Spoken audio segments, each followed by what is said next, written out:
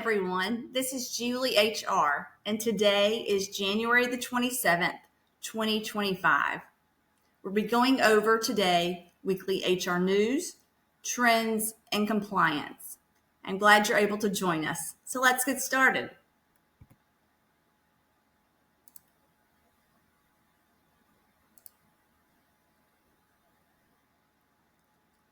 It is hard to believe that this is our 6th weekly update, but I've been doing this since the beginning of the year.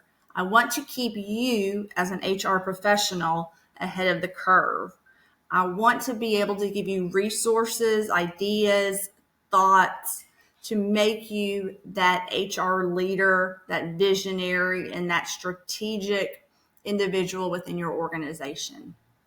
So, with that being said, what we're going to do right now is we're going to look at last week, what we talked about last week, some upcoming compliance dates, employee engagement focus, feature templates, and then I have some HR action items.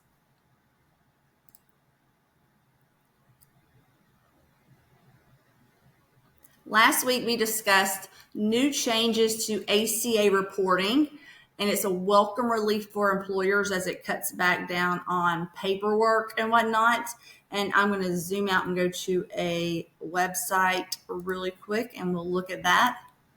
New changes to ACA reporting, and I'll actually include this link.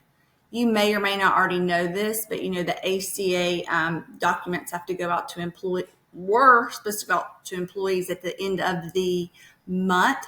However, there have been changes to employer reporting requirements. So effective for the 2024 year, these forms only need to be provided upon request. In order to avail yourself of this rule, you must post a notice of availability. Right, you can read through that. And then upon receipt of an employee request, distribute the form within 30 days, if later by January 31st. And electronic distribution is also permitted. Another change that was along with the changing of sending out paperwork is a longer response time for ACA penalty letters. Went from 30 days now to 90, and there's a 6-year statute of limitations for ACA penalties. So you guys can go back and look at the link. Your insurance broker or maybe your payroll has already sent this out. I know I've already received mine, but just in case, right around the corner. So let's get back to our last week recap.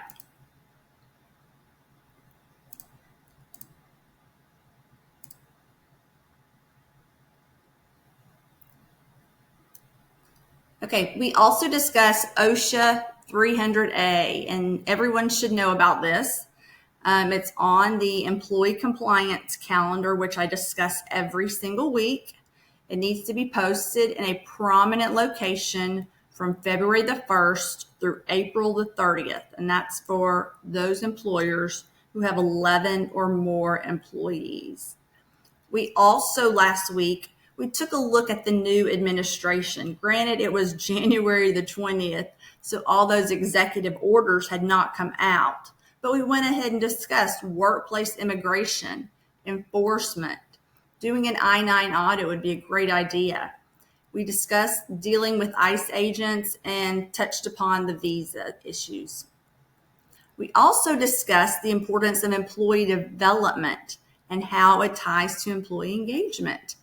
And with that being said, here were some of the templates that I showed last week: career development, leadership development, individual plan development. I don't care what it takes.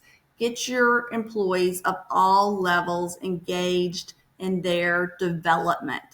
Look at your skills. What skills does your organization need? Where is the gap? Find that. Get your employees involved, upskill them, reskill them. Now is the time. So, and of course, a lot of employees, they love to learn, and it means a lot for an organization to take to take the time to dive into their development of an employee.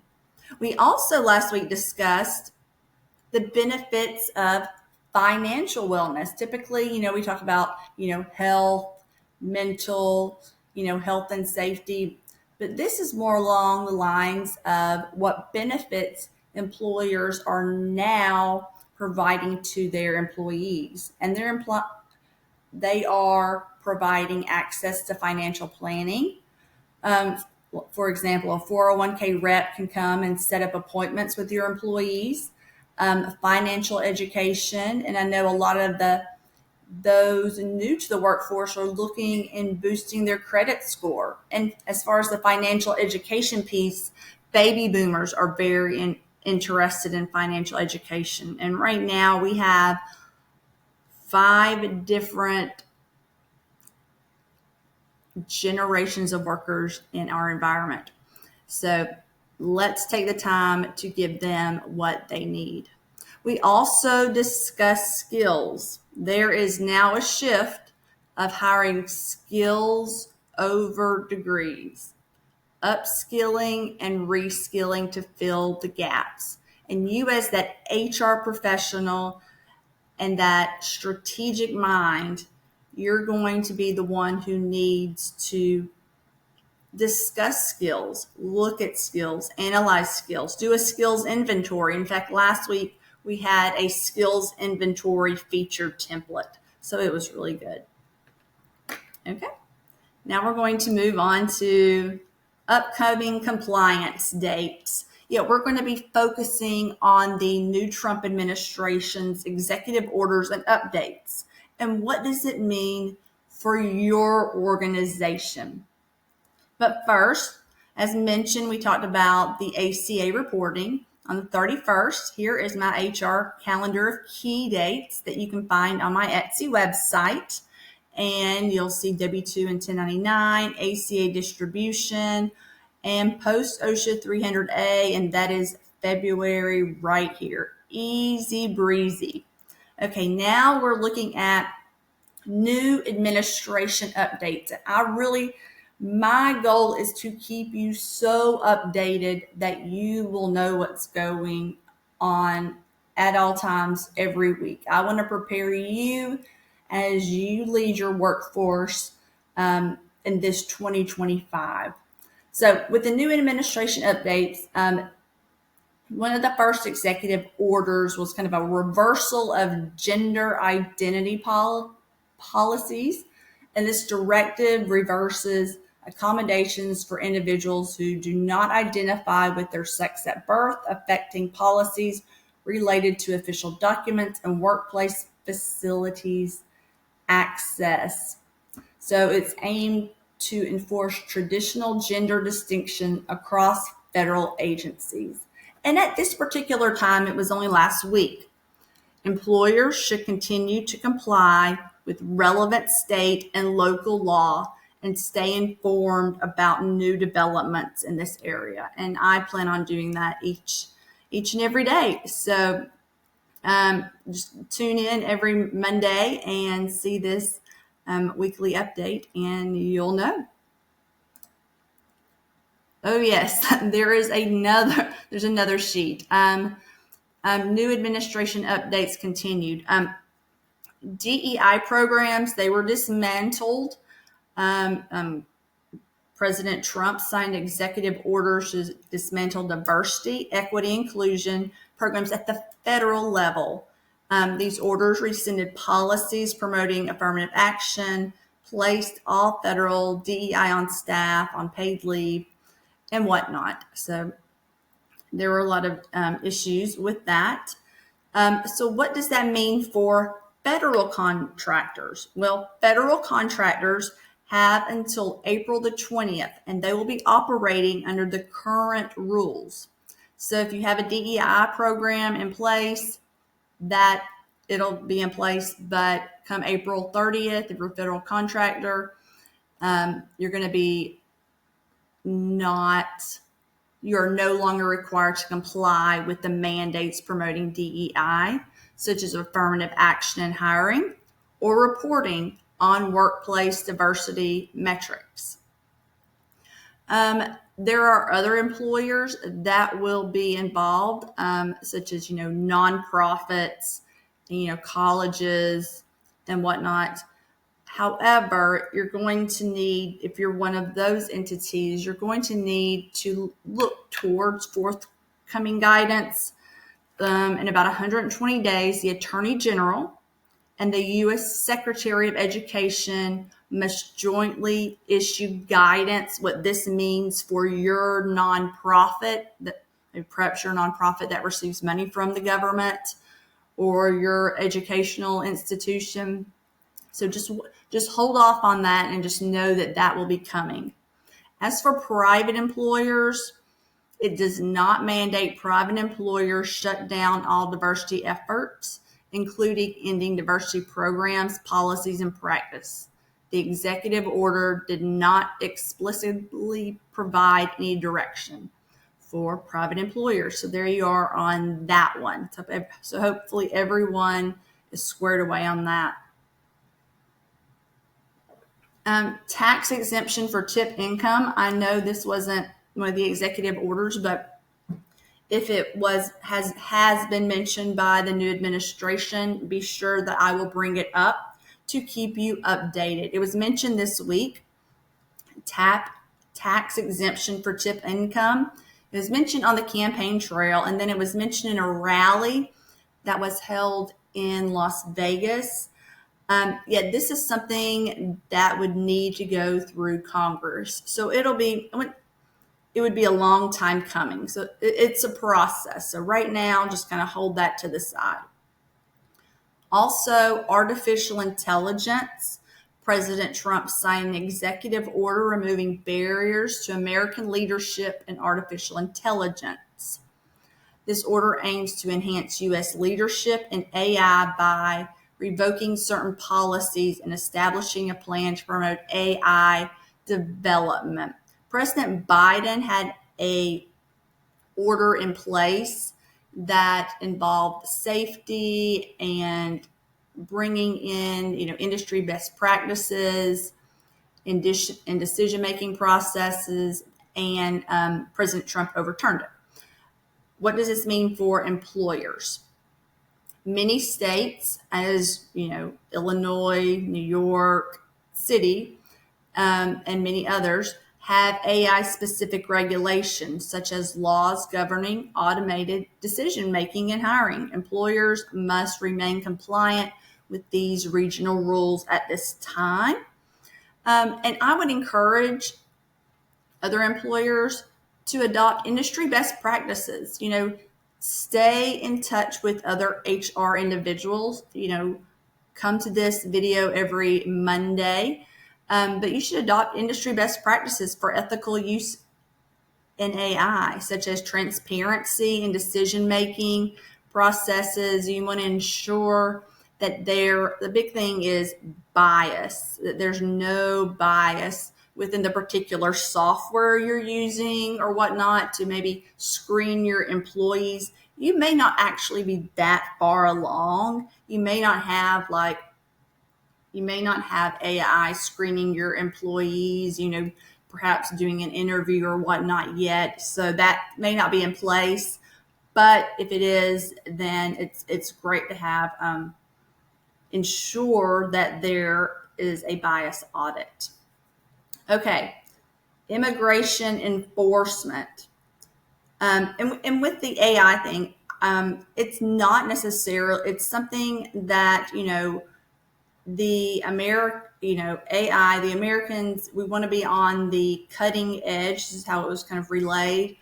And by putting a lot of roadblocks in the way, it'll allow for more American, promote more American innovation and whatnot. So we will just have to see how this plays out and whatnot, without any real guardrails. But as an employer, just adopt industry best practices in HR. Okay, immigration and enforcement. This is something that should really be at the top of your radar, especially if you're in the hospitality industry. I used to work at a large bakery that had it was a huge manufacturing plant. If you work at one of those places, or maybe perhaps a poultry plant, maybe you're the HR director of like a poultry facility along those lines where there's lots and massive employees and there's manufacturing going on, and maybe 500, 600, who knows?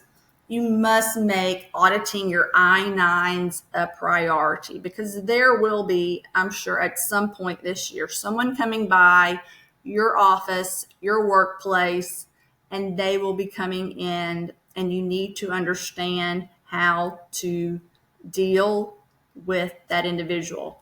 But the first thing is you need to audit your I-9s. You need to make sure that the documentation is there that shows that that individual who is at your organization is indeed allowed to be there by law. With the immigration enforcement, you need to understand how to deal with an ICE agent. And this is a federal agent who will appear at your office. Perhaps they just want to see your I-9s, but perhaps they want to talk to your employees, and they want to come right through the door and talk to your employees right there, right now. But you know what? That's not going to cut it. You, as an HR professional, and at the end of this particular PowerPoint, I'm going to challenge you guys to seek to understand how to deal with an ICE agent. Why would they show up? What do they need to have in hand? Is that a warrant? Is that signed by a judge? Is that a subpoena? You need to understand all this. Also, as far as immigration goes, note that there will be longer waits for visas. So you really need to factor this into your workforce planning. You may be in the hospitality, field, and perhaps you use, you bring over employees to work from another country, on the golf course during the summer or whatnot. It's going to be a lot harder to bring people over and to get workers. So you need to factor this into your workforce planning. Not only you need to factor this into your workforce planning at least 3 years down the road. So please know that that is something that this immigration is bringing about.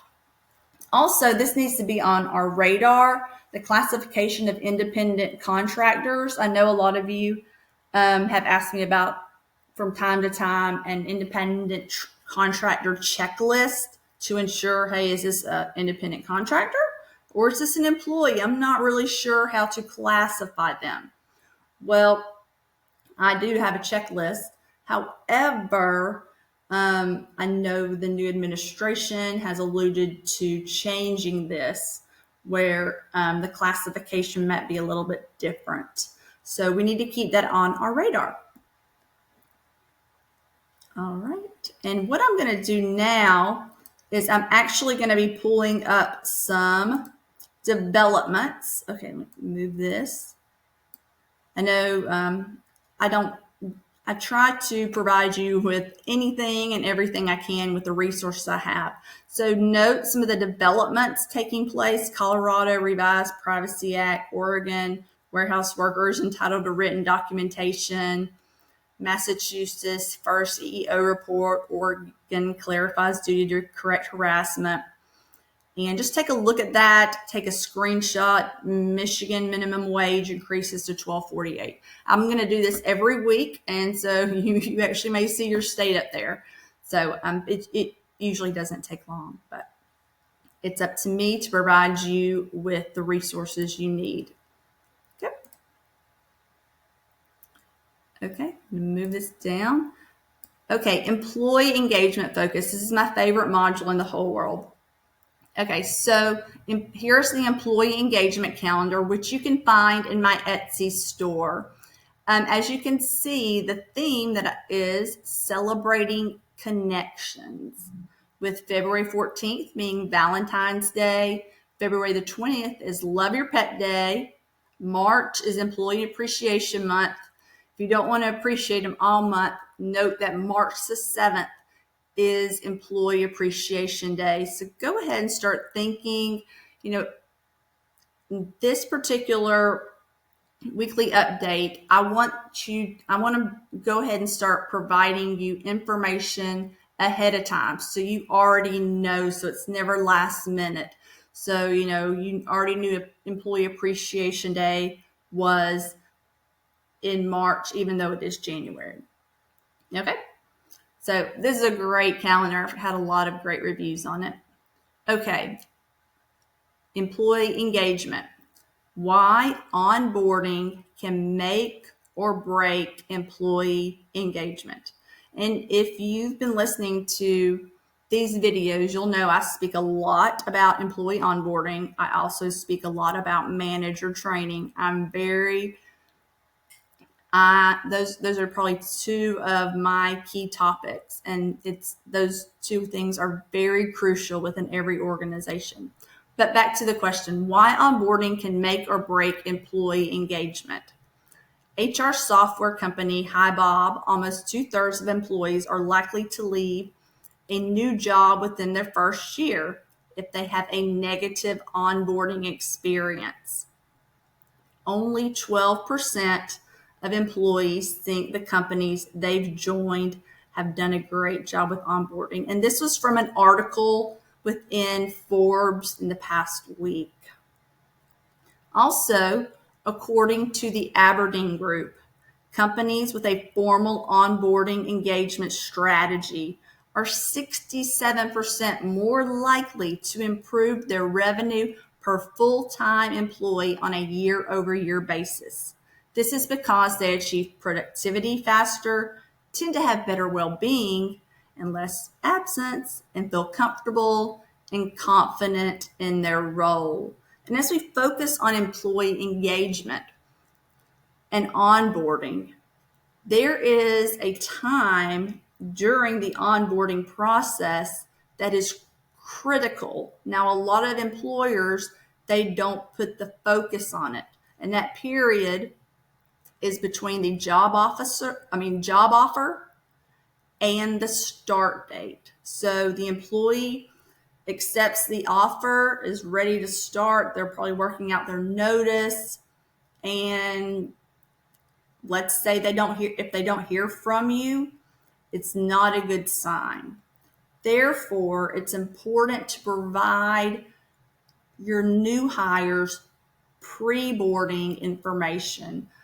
Here's a pre-boarding info packet, which has a welcome letter, first day info, and schedule. It tells you about the day. It tells you what to wear. It tells you who to report to.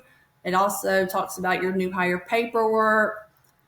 This pre-boarding info packet needs to be mailed or emailed out, within 1 or 2 days of the employee accepting the offer. You want to get them engaged, whether or not they've started. So with that being said, we're going to move right on along. Okay, our featured template this week is actually just not one template. It's actually a bundle, the Ultimate Onboarding Process Bundle. And I've been meaning to do this for the past 3 or 4 months, but there are just so many different templates. I wanted to bring in the right templates because this is the Ultimate Onboarding Process Bundle. Number one, you're going to be getting pre-boarding and onboarding checklists, safety orientation, IT onboarding checklists, new hire orientation checklists, these key onboarding schedules, this key onboarding agenda for the first week. This is actually the first week right here. marked out by 15-minute increments. I'm very, very detailed. That would be great to include in this pre-boarding info packet, and then also include the new hire paperwork. And there is new hire paperwork that is included within this bundle. So as far as onboarding is concerned, this is the feature template. I think I've gone over this onboarding roadmap where there's pre-boarding, orientation, the employees getting up to speed, they're getting into their job, they're learning, they're growing, they're training with their managers, other employees. They're slowly being developed. They're setting their goals. Perhaps they're going to grow coaching sessions with their manager or having one-on-one meetings with their manager. They have employee training set up. These employees are good to go. They are engaged. They are onboarding. It may be day 60, but you know what? We're still, providing these employees with knowledge to do their job and giving them the confidence they need, even to the point of, filling out, hey, career development, objectives, a 30, 60, 90-day plan. And also here's a nice, cute little on-the-job training record logbook, especially for employees who maybe are on the floor in a manufacturing facility. Onboarding it's before day one, it's pre-boarding, I would say up to a year. And this onboarding roadmap, employee agenda. There's also an orientation PowerPoint, which is great too, because that is part of onboarding. It is typically takes about 2 days. But this is a wonderful, wonderful bundle, and it's in my Etsy store. I just posted it this morning. So if you have any questions, let me know. I know there are a lot of other individuals, in different, maybe on Etsy, maybe on Pinterest, maybe on whatnot, who don't quite understand what onboarding is. Onboarding is not new hire paperwork. Onboarding is not a whole bunch of policies. Onboarding is just not when you start. Onboarding is a pre-boarding. It's a year-long thing. You're developing this new hire. You're training them. They're becoming part of your organization. They're understanding your culture. You're welcoming them. They're meeting people. They're forming relationships. There are a lot of HR professionals that may know that, but there are some people who are posting items that do not really understand the onboarding process. But trust me in that I know the onboarding process, and it is a very key part to any and every organization. Okay. So check it out today. I'm super excited. Okay. What I'm going to do this week, usually I have a topic that I talk about. Like last week was skills. Week before was like the top 5 HR trends.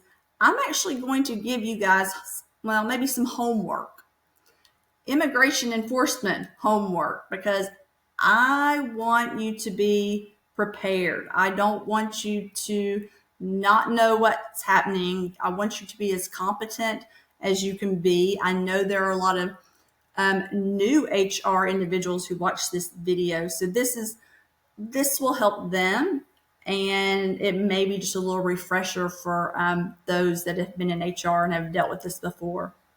Number 1, I want you to complete an I-9 audit, definitely, because you're going to have more than likely an ICE